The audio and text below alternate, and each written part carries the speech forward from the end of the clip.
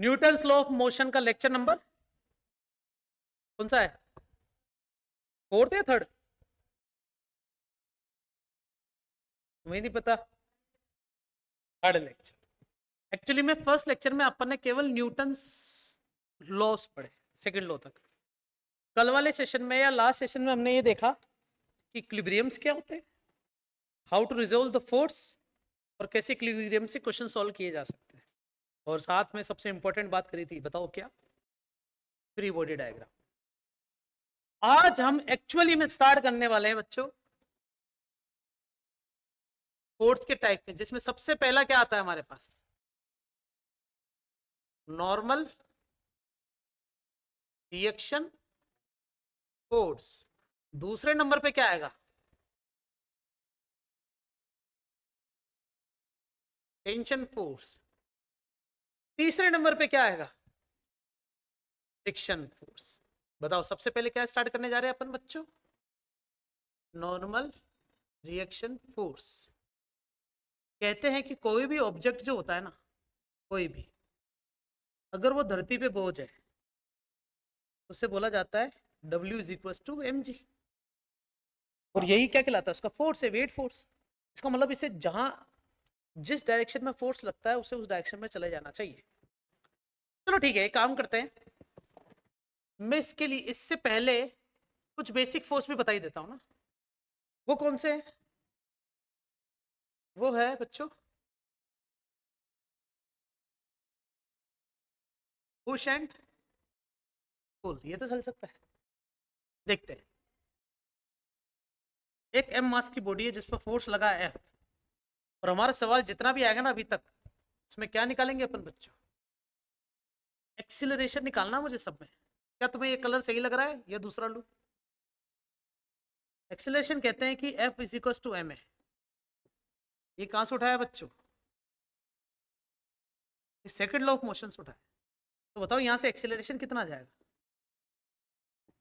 Example देखो भव्य, सामने देख बेटा, 10 kg का ऑब्जेक्ट है, 50 न्यूटन का इस पर फोर्स लगाया है, तो एक्सीलरेशन क्या मिलेगा? डायरेक्ट लगाओ, F = ma। F कितना लग रहा है? 50, मास कितना है? 10, एक्सीलरेशन a, तो a की वैल्यू कितनी हो जाएगी? P/10, दैट इज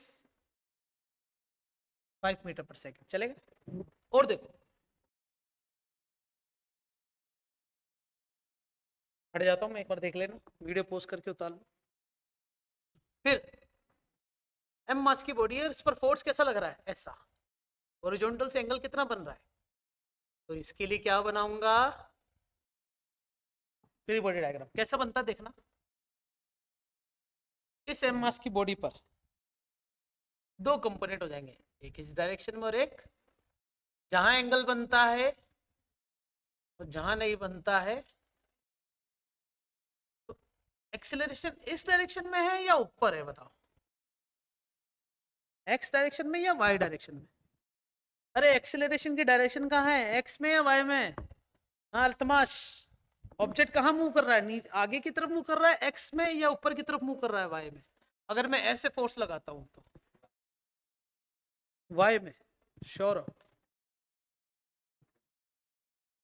मेरा कहने का मतलब ये हो गया कि यही एम मास की बॉडी, मैंने रस्सी बांधी,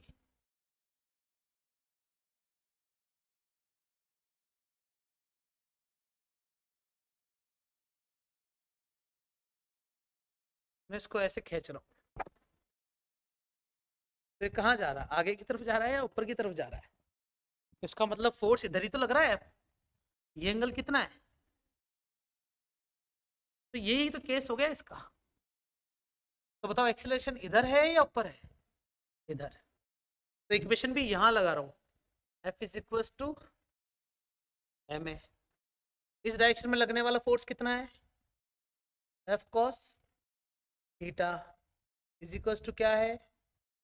तो A बराबर कितना जाएगा? F cos θ/m। ये कहां से उठाया बच्चों मैंने? अच्छा लगा?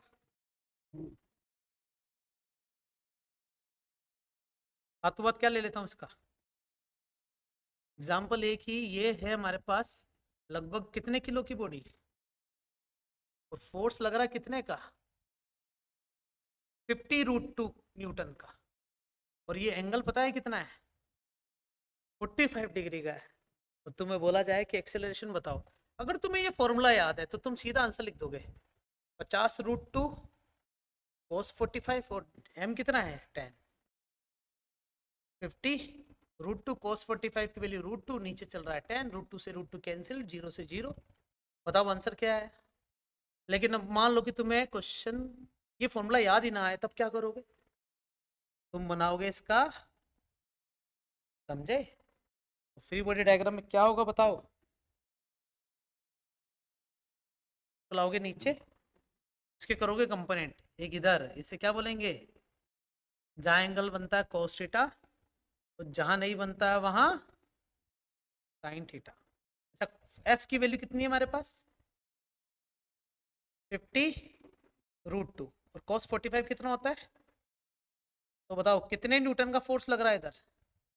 अब इसमें इक्वेशन लगाओ, F बराबर फोर्स कितना है 50, मास कितना है 10, एक्सीलरेशन a, तो a की वैल्यू कितनी आ जाएगी 50/10। बताओ फॉर्मूला याद रखना सही है या ऐसे डेरिवेशन करके आंसर निकालना सही रहेगा।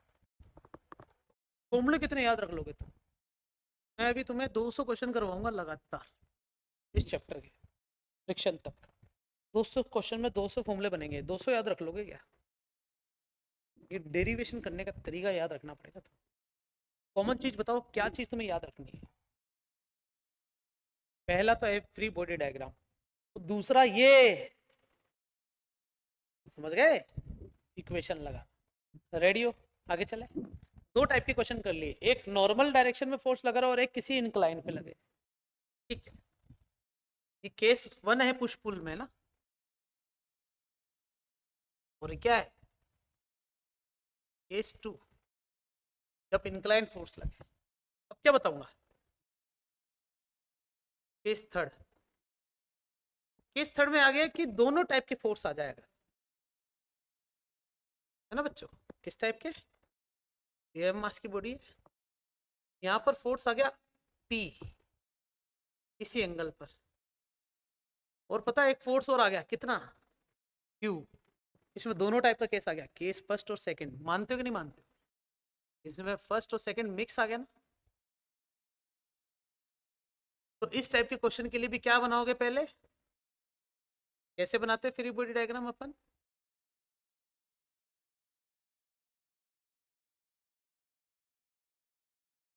इसको लाओ नीचे, कंपोनेंट इसी के होंगे क्या, एक इधर और एक ऊपर, जहां एंगल बनता है cos थीटा, जहां नहीं बनता वहां इधर कौन सा फोर्स लग रहा है, ऑब्जेक्ट का एक्सीलरेशन की डायरेक्शन, तो इक्वेशन भी वही लगेगी जहां पर एक्सीलरेशन होगा।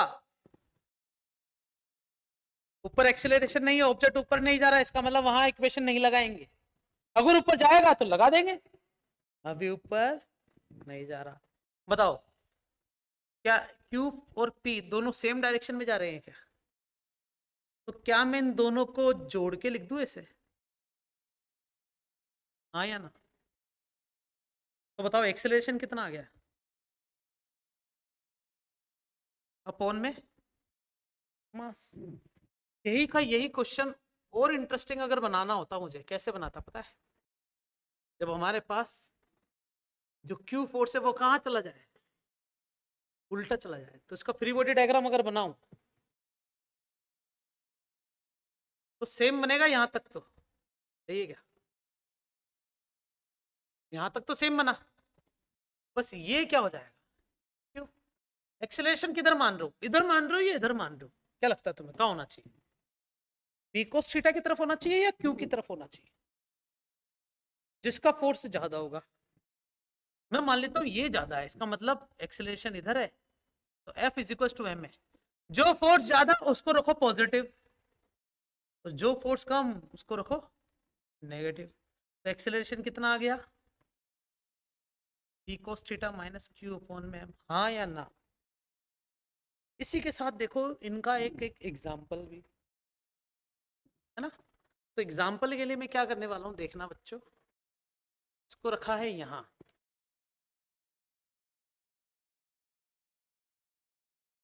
वही सेम मास की बॉडी है। कितने की बच्चों? 5 kg की।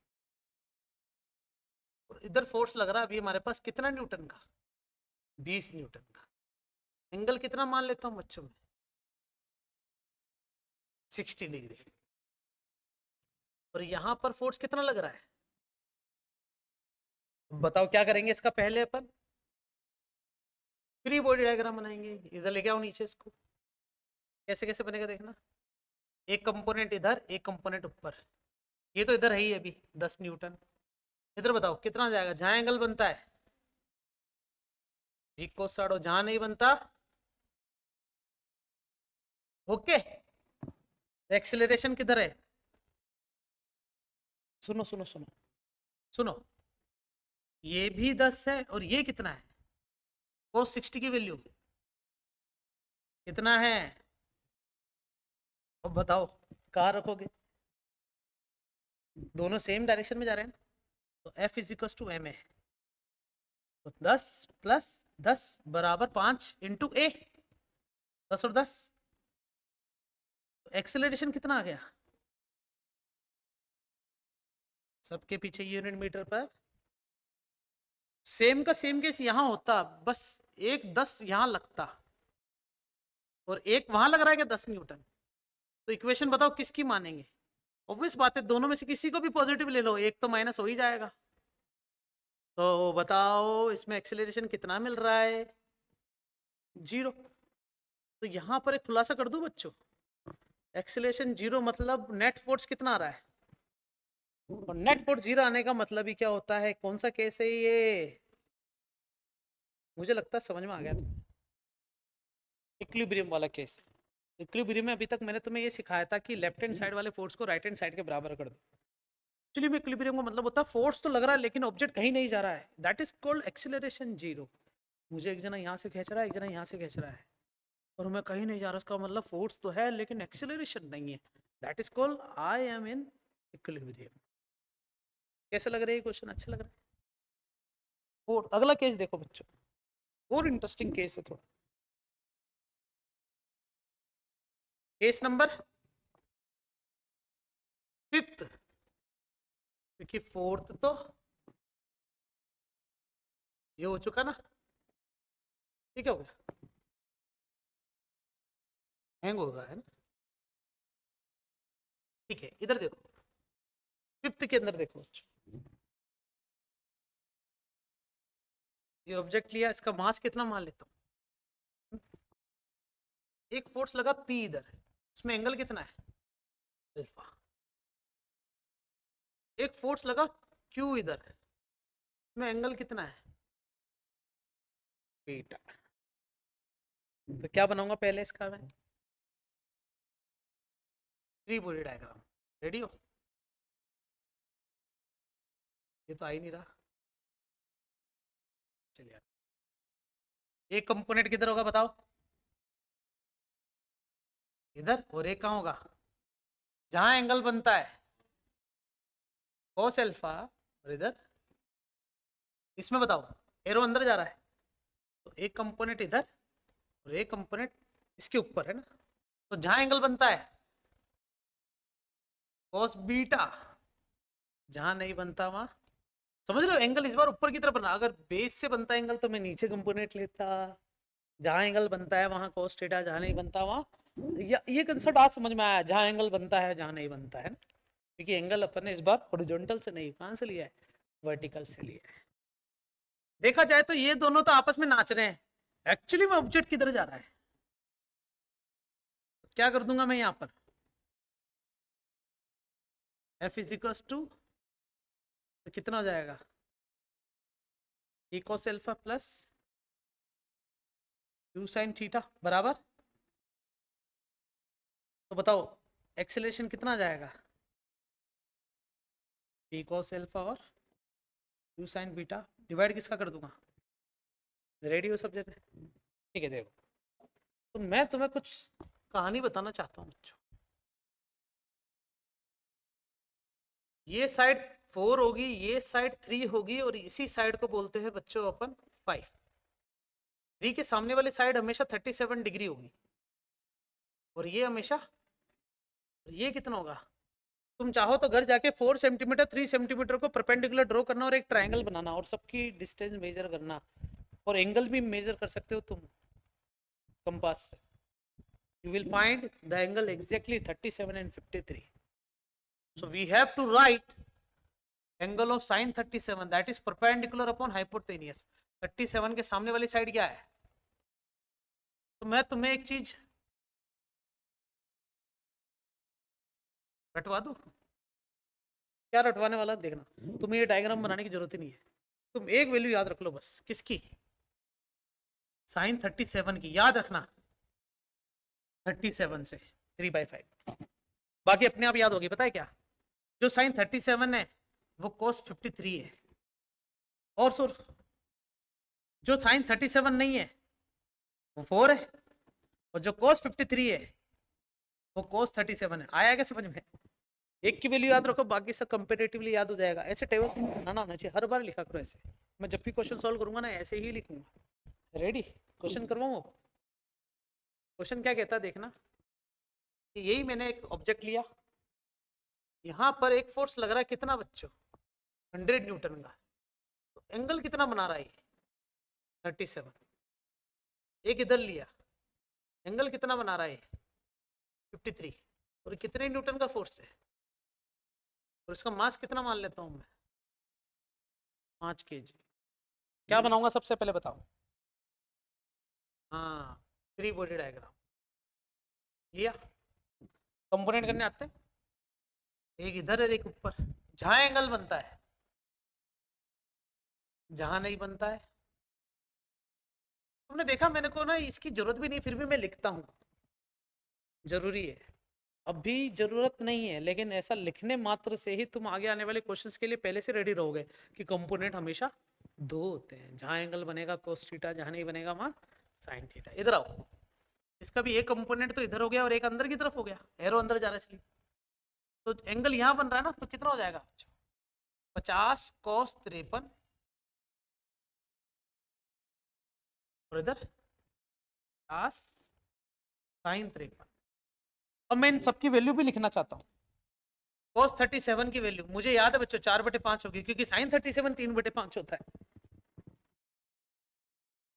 और sin 53 भी 4/5 होगा. हाँ या ना? क्योंकि sin 37 3/5 होता है. ये हो गया 40, इधर जा रहा है. और ये हो गया 80, इधर जा रहा है. मास कितना है बच्चों? 5 kg. इक्वेशन लगाओ. F इज इक्वल टू, इधर जाने वाले फोर्स कौन कौन है? 40 भी है, और कौन है? मास कितना है? 5. एक्सीलरेशन निकालना है. 40 और 80 मैं डिवाइड किसका कर दूंगा? 5 दूनी 10, 5 चौक 20 मीटर पर सेकंड स्क्वायर. That is. अच्छा लगा क्वेश्चन बच्चों? गुड़गोबर तो नहीं हो रहा ना? मिस क्लियर है सब कुछ? इतिहास में पहली बार इतना सिंपल तरीके से, नॉर्मल तरीके से पढ़ा रहा हूँ मैं. यही ड्रॉपर बैच होता ना तो अभी ऐसे घास कटरी होती. लेकिन तुम अभी नर्चर बैच में, you are in base of class 11 and 11. तो तुम्हें हर बेस का एक वास्तविक ज्ञान पता होना चाहिए. दुश्मंत को बोल देना बेटा आने के लिए, है ना. ICSE क्लास के लिए तो आ ही रहा है. फिजिक्स की क्लास, लास्ट फिजिक्स की क्लास के लिए आ जाना. फिर एक दिन उसको केमिस्ट्री क्लास के लिए बुला लूंगा, फिर उसको मैथ्स की क्लास के लिए बुला लूंगा, है ना. चले बच्चे चले. अच्छा लगा ये क्वेश्चन? इसी का एक केस और बना सकता हूँ. बताओ कैसा? जब एक फोर्स उल्टा हो जाए तो मैं एक न्यूमेरिकली बनाता हूँ तो बढ़िया वाला, है ना. तुम करोगे बच्चों? रेडी हो जाओ. रेडी? ये है बच्चों कितने मास की body? That is 10 kg of object. इसको एक जने से यहां से खींचा 40 न्यूटन ने. एक जने ने इधर से धक्का दिया 100√2 न्यूटन से. इसने एंगल बनाया 45 डिग्री. एक ने ना ऐसे फोर्स लगाया नीचे से, कोई बच्चा था शायद, समझ रहे हो?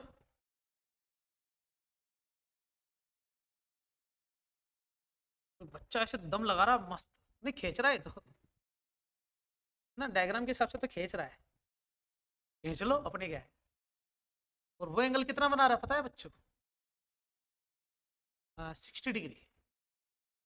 कितने डिग्री का एंगल बना रहा है? 60 डिग्री का। बच्चा खींच रहा है बच्चों 10 न्यूटन से। क्या तुम मुझे इसका एक्सेलरेशन निकाल के दे सकते हो अभी के अभी? तो टाइम स्टार्ट नाउ।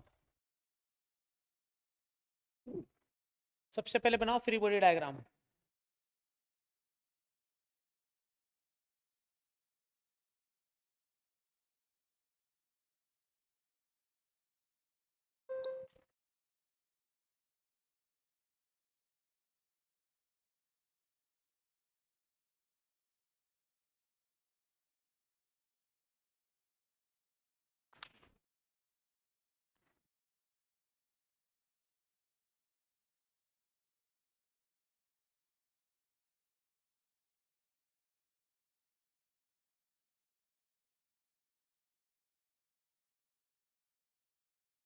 जिसका एरो जहां है उसके कंपोनेंट भी उसी डायरेक्शन में बना देना बच्चों, ये जरूर याद रखना।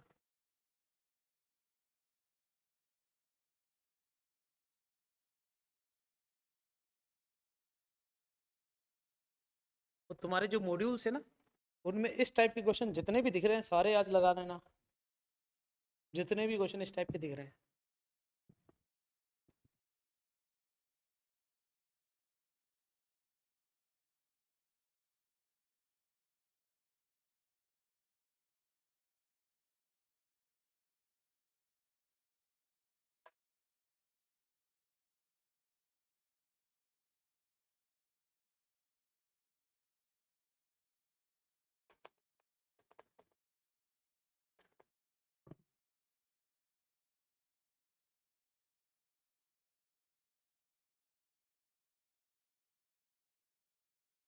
अब मैं करूं, मेरा टर्न।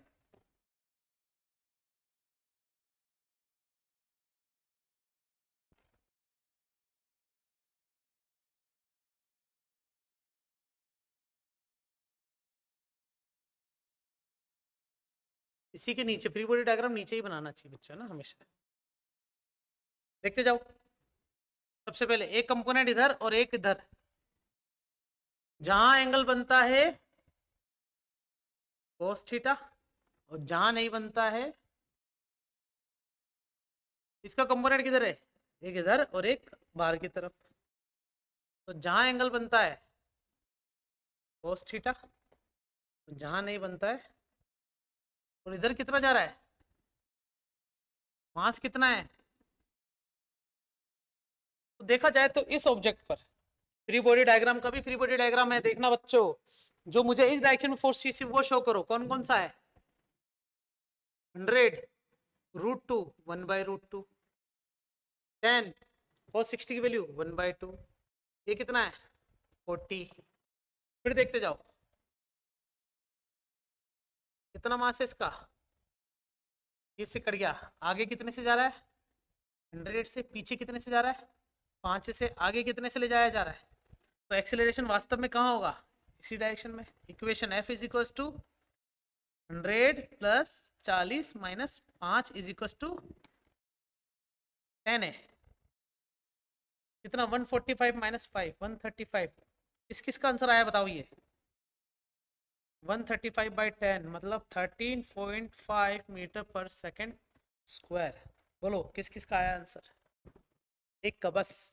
नेक्स्ट टाइम सबका आ सकता है क्या? पॉसिबल है? या मैंने टाइम कम दिया तुम्हें? नहीं यार, कोई बात नहीं, नेक्स्ट टाइम ज़्यादा टाइम दूंगा। तरीका समझ में आ गया? कहाँ तक पहुँच चुके तुम? यहाँ तक पहुँच गए थे? कंपोनेंट भी यहाँ तक भी आ गया था, बस इक्वेशन लगाना आ गया तुम्हें समझ में? चल सकते अपना आगे। ठीक है, पुश और पुल कंप्लीट हुआ। क्या लिख रहा हूँ बच्चों में?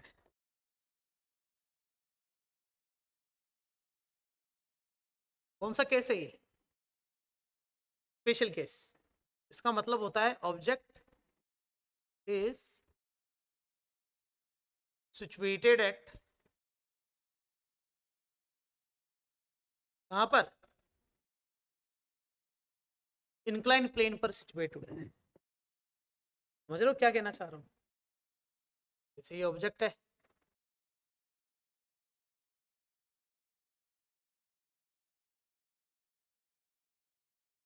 ये ऐसे पड़ा हो जाए,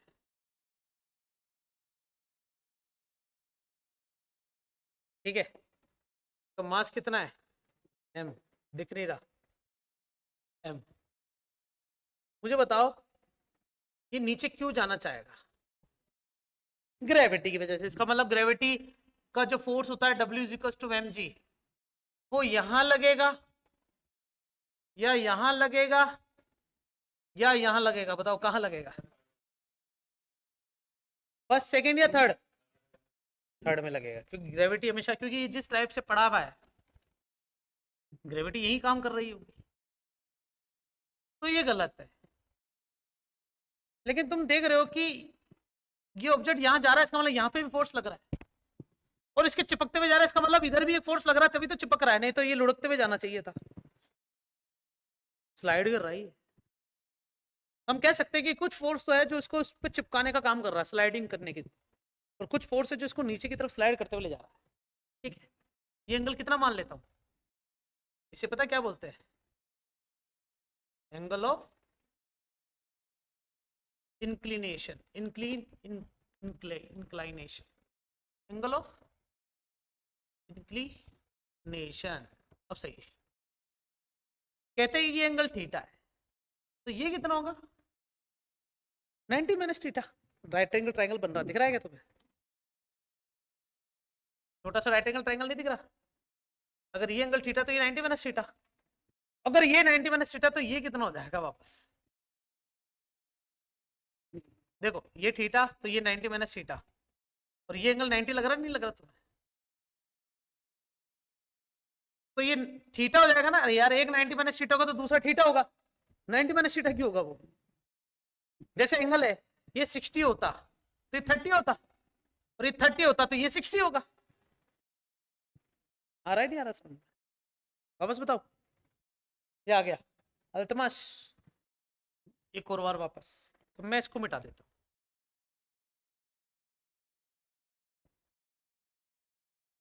ये मास की बॉडी है,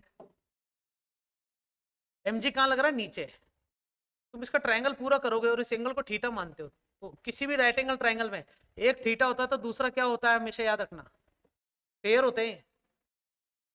तो यहां पर मैंने दो कंपोनेंट करना चाह रहा हूं, दिख रहा है क्या बच्चों, एक इधर होगा एक ऐसे और एक इस तरफ, तो ये 90 माइनस थीटा, तो ये कितना हो जाएगा वापस थीटा, फिक्स से याद रखना। अगर ये 30 डिग्री होता तो ये कितना होता, ये 60 है तो ये कितना होगा, हो गया ना, ये थीटा है तो ये भी थीटा हो गया, प्रूफ मैंने यहां से समझाया। ठीक है, अब बताओ जहां एंगल बनता है वहां, तो इसे एम जी कोस थीटा तो जमीन पे बनाए रखने के लिए, और इसे एम जी साइन थीटा उधर लुढ़काने के लिए। मुझे बताओ इसको लुढ़काने के लिए जो फोर्स लग रहा है वो किधर लग रहा है, यही लग रहा है क्या, इसे ही क्या बोलेंगे, एक्सीलरेशन में क्या लगा रहा हूं बच्चों में, second law of motion, F is equals to, बताओ कौन सा फोर्स इसको नीचे ले जा रहा है, एम जी साइन थीटा, बराबर क्या आ रहा है एम से एम, तो ए बराबर क्या मिल गया हमेशा, तो यहां से पता चलता है कि acceleration is not depends on मास, समझ गए हो क्या, एक्सीलरेशन मास पे डिपेंड नहीं कर रहा, एक्सीलरेशन डायरेक्ट फॉर्मूला आया कितना, बाकी तुम देख लो जितने भी क्वेश्चन थे सब में एक्सीलरेशन के फॉर्मूले में मास आया था, मास आया, मास आया, लेकिन इस वाले क्वेश्चन में मास नहीं आया। इससे पता चलता है कि किसी भी स्लाइड से अगर तुमने पोपट भाई को और हाथी भाई दोनों को जानते हो बच्चों, पोपट भाई और हाथी भाई दोनों को स्लाइड करवाया एक के पीछे एक, हाथी भाई पोपट भाई, तो बताओ पोपट भाई हाथी भाई के पास टच हो सकते हैं क्या, दोनों को थोड़ी थोड़ी देर बाद स्लाइड करवाया है, तो टच हो सकते हैं क्या, नहीं हो सकते। अब हाथी भाई को पीछे कर दो पोपट भाई को आगे कर दो, अब क्या होगा, क्या टच कर सकते हैं क्या, नहीं, क्योंकि एक्सेलरेशन मास पे डिपेंड ही नहीं करता। हाथी भाई को आगे रखे पोपट भाई को पीछे रखेंगे तो दोनों का जो स्लाइड का जो टाइम इंटरवल होगा वो सेम होगा, हाथी भाई को जैसे स्लाइड करवाया इसके 3 सेकंड बाद पोपट भाई को अगर स्लाइड करवाया तो हाथी भाई जब पहुंच रहा है तो 3 सेकंड बाद ही पोपट भाई पहुंचेंगे। ऐसे ही पोपट और हाथी आपस में इंटरचेंज कर दो, सॉरी पोपट भाई और हाथी भाई को, तो पोपट भाई को हाथी भाई पिचका नहीं देंगे कि वो भारी है, नहीं। Acceleration does not depends on मास। और वो कौन सा एक्सेलरेशन है? ग्रेविटी का। ग्रेविटी का मतलब होता है भारत माता। नहीं, भारत माता ही क्यों, हाँ, धरती मेरी माँ है और माँ का प्यार सबके लिए क्या होता है बच्चों? बराबर होता है। तुम्हारे घर पे पार्शियलिटी तो नहीं है ना कि मम्मी से ज्यादा लाड है, भाई से ज्यादा लाड है, मेरे से कम है? वो तुम्हें दिखता है, लेकिन प्यार अभी भी क्या है बच्चों? समान रहेगा। तो ऐसे ही ग्रेविटी का भी प्यार सबके लिए क्या है? इक्वल है। तुम चाहो तो किसी बिल्डिंग सर पैदल चलो और यहाँ तक आ जाओ पैदल चलते चलते, बिल्डिंग खत्म हो जानी चाहिए तुम्हारे पैरों के नीचे से, फिर तुम्हें थोड़ी देर बाद पता चले कि अरे जमीन है ही नहीं, फिर नीचे जाओ। ऐसा हो सकता है क्या? हाँ, कार्टून में मैंने देखा अक्सर कि उन्हें बाद में पता चलता है कि धरती मेरी माँ है। आया है बच्चे यहाँ तक?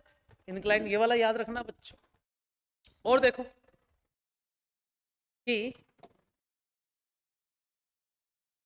ये वाला तुम करके दोगे मुझे अभी। एंगल कितना है? 37 डिग्री। ऑब्जेक्ट कितना है?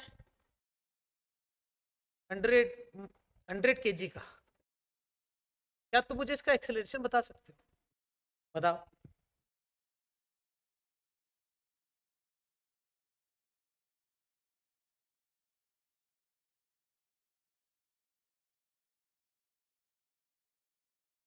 क्या रहा है?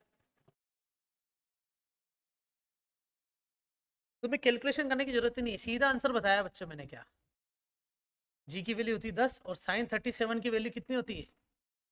3/5। 5 दूनी 10। तुमने सच में दिमाग नहीं लगाया था इतना सा भी? 6 मीटर पर सेकंड स्क्वायर।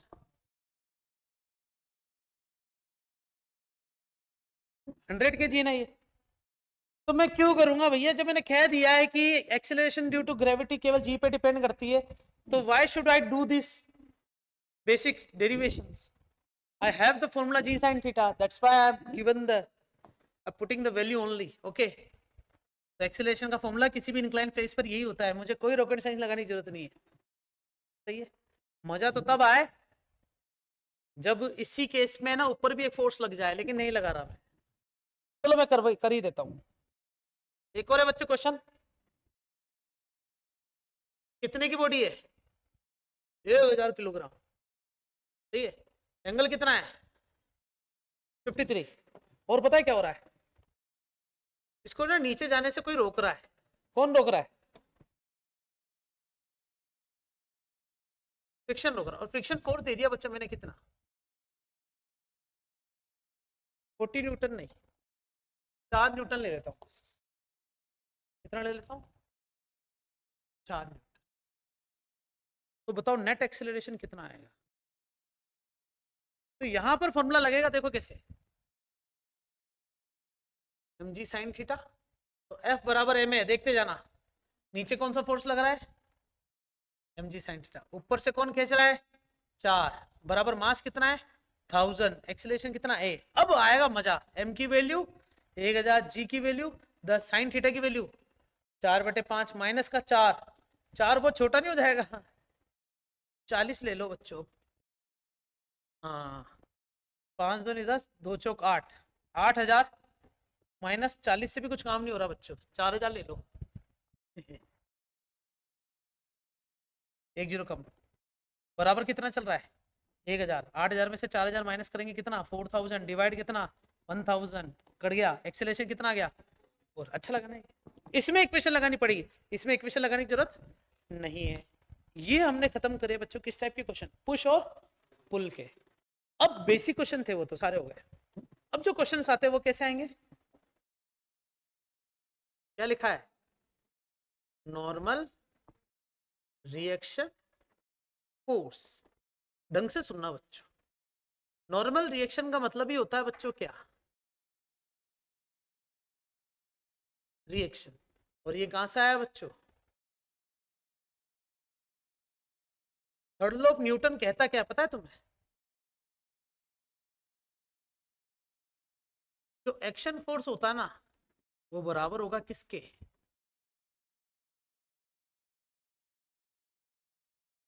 इसका मतलब होगा कि अगर कोई m मास की बॉडी है और वो जमीन पे पड़ी है, याद है ऐसा डायग्राम बनाया था, तो नीचे इस पर क्या लगेगा बच्चों? भार। भार को बोलते हैं धरती पर बोझ। बोझ मतलब वेट, वेट मतलब mg। तो जितना तुम एक्शन करोगे उतने ही अमाउंट का तुम्हें क्या मिलना चाहिए ऊपर? रिएक्शन। तो कहते हैं कि एक्शन ही फोर्स रिएक्शन के बराबर होगा, तो n इज इक्वल टू क्या हो जाएगा? आगे आंसर। लेकिन ये तो न्यूटन लॉ से उठाया, अब मैं मेरे तरीके से बनाता हूँ उसको ना, कि इसमें अगर इक्वेशन लगाऊं कौन सी, कहां से उठाइए?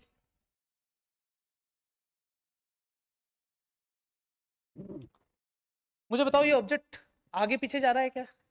इसका मतलब एक्स डायरेक्शन में तो एक्सीलरेशन नहीं है। क्या ये ऑब्जेक्ट ऊपर नीचे जा रहा है क्या? जैसे मैं खड़ा हूं तो क्या मैं ऊपर नीचे जा रहा हूं? नहीं जा रहा हूं, जबकि फोर्स कहां लग रहा है? ऊपर नीचे ही लग रहा है। तो देखना जरा, मैं ऊपर वाले नीचे वाले को मानता पॉजिटिव, कितना आ जाएगा? mg माइनस ऊपर वाले को क्या मान लिया? नेगेटिव। अगर इसको पॉजिटिव मानता ऊपर वाले को नेगेटिव, बराबर मास इंटू एक्सेलरेशन है कितना टोटल? क्यों जीरो? क्योंकि मैं कहीं जा नहीं रहा हूं, इसीलिए mg माइनस एन बराबर जीरो। तो यही mg किसके बराबर आ जाएगा? बोलो ये सही लग रहा है या ऐसे करना सही रहेगा? ये कंसेप्ट से भी प्रूफ करवा दिया, वो मैंने नियम से उठाया। देखो जरा मजा तो तब आया जब अपने पास ऐसा कुछ क्वेश्चन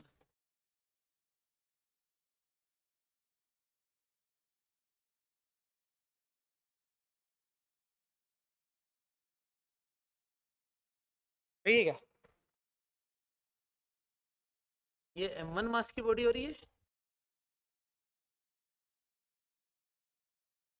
और बोला जाए कि नॉर्मल रिएक्शन फोर्स बताओ दोनों ऑब्जेक्ट के, बताओ किस पर बोझ ज्यादा रहेगा, m1 पे या m2 पे? क्या तुम सबने मूवी देखी है उसमें जब वो लंगड़ा हो जाता है रामचरण, तो उसे भीमा लेने जाता है बचाने के लिए जेल से, देखी तो है ना मूवी RRR? तो वो उसको कंधे पे बिठा के ले जाता है, देखा है?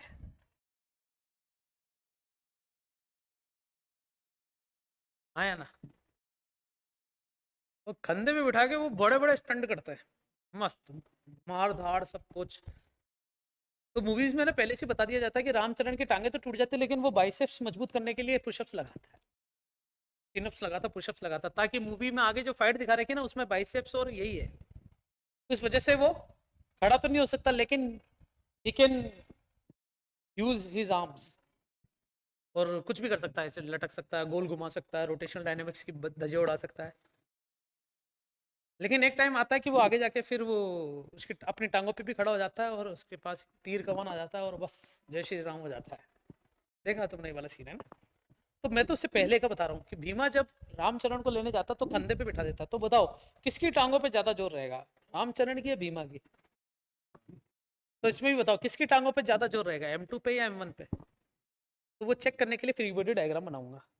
रेडी हो सब जगह? फ्री बॉडी डायग्राम के लिए मैं नया पेज ही ले लेता हूँ।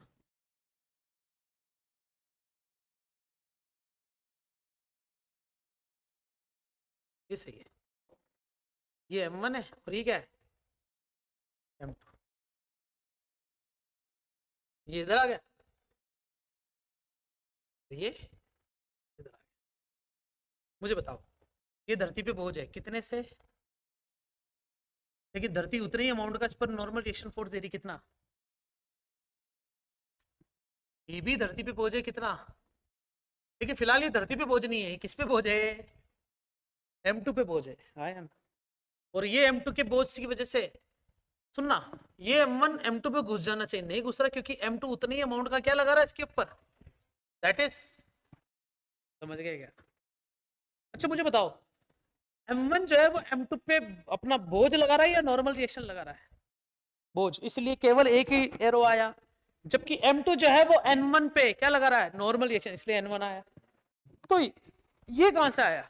ये तो उसमें है, घमंड है इस बात का इसमें तो। ये तो इसका खुद का है, ये भी है ना इसका खुद का। ये इंटू कहां से आया, इसको धरती ने दिया। अब सुनना जरा, मैंने तुम्हें पहले ही बता दिया कि ऊपर वाला फोर्स किसके बराबर हो जाना चाहिए, नीचे वाले के, N1 बराबर M1 जी, सही है। इसमें भी देखो ऊपर वाला फोर्स नीचे वाली डायरेक्शन के कौन कौन है, M1 जी, और कुछ समझ में आया या नहीं? तो बताओ normal reaction force of N2 ज्यादा है या नहीं है, जबकि N1 का कितना है, केवल M1 जी है। अच्छा लगा ये क्वेश्चन। केस सेकंड, ये वाला क्या है, केस फर्स्ट। अब क्या लेना चाहिए मुझे, केस थर्ड। थर्ड केस में क्या आएगा बताओ,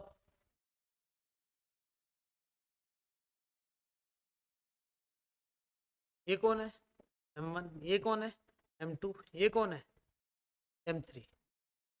तो बताओ ढंग से, इसी के अंदर फ्री बॉडी डायग्राम ना बनाऊं या बनाऊं, बना देते चलो। एक इधर आया, इधर आया, एक इधर आया, ये कौन है M3, ये कौन है M2, ये कौन है M1। इस पर धरती का बोझ कितना है M3 जी। पहले ऊपर से स्टार्ट करते चलो, ये कितना है, तो ये इस पे भी लगाएगा, हाँ या ना, ठीक है। या फिर मैं ऐसा बोल दूं, सुनो इसको थोड़ा अलग तरीके से बताऊंगा। इन दोनों के बीच में लगने वाले नॉर्मल रिएक्शन फोर्स, इनके बीच में लगने वाला नॉर्मल रिएक्शन फोर्स, और इनके बीच में लगने वाला नॉर्मल रिएक्शन, इसको N1 नाम दे देता हूँ, इसको N2 नाम दे देता हूँ, और इसको, सही है। तो बताओ ये M1G तो है ही इसके पास, ये भी M2G है, और ये भी क्या है M3G। नॉर्मल रिएक्शन फोर्स देखना ढंग से, इधर कितना है नॉर्मल रिएक्शन फोर्स 3, नीचे कितना आ रहा है N2 है ना, ऊपर कितना है N2, ऊपर नीचे दोनों डिस्ट्रीब्यूट कर दिया ना मैंने। मैं इसकी बोझ की बात नहीं कर रहा, N2 डिस्ट्रीब्यूट कर दिया, इसमें ऊपर नीचे क्या डिस्ट्रीब्यूट हो जाएगा N1, और ऊपर भी कितना हो जाएगा, देखते जाना जरा। N1 बराबर क्या आ जाएगा M1G, इसमें देखना N2 बराबर क्या आ जाएगा N1 प्लस, इस वजह से N1 की वैल्यू कितनी है M1G, और टोटल मिले के कितना M1 प्लस M2G। कौन आ गया ये, अब मुझे चाहिए क्या N3, कैसे कि N3 ही किसके बराबर होगा N2 प्लस M3G। तो बताओ N3 बराबर कितना आ जाएगा M1 plus M2G plus M3G। तो टोटल मिला के बताओ M1 plus M2 plus M3 into में G आ गया क्या सब। मैं नॉर्मल रिएक्शन फोर्स को डिस्ट्रीब्यूट किया। अब कभी तुम्हें से फ्री बॉडी डायग्राम बनाने की जरूरत नहीं है। तुम अगर इस टाइप के क्वेश्चन आ जाए तुम्हारे पास, ये तुम्हें शायद सिंपल बना देगा, और भी ज्यादा सिंपल, ऐसा ऐसा ऐसा ऐसा, M 2M 3M 4M 5M।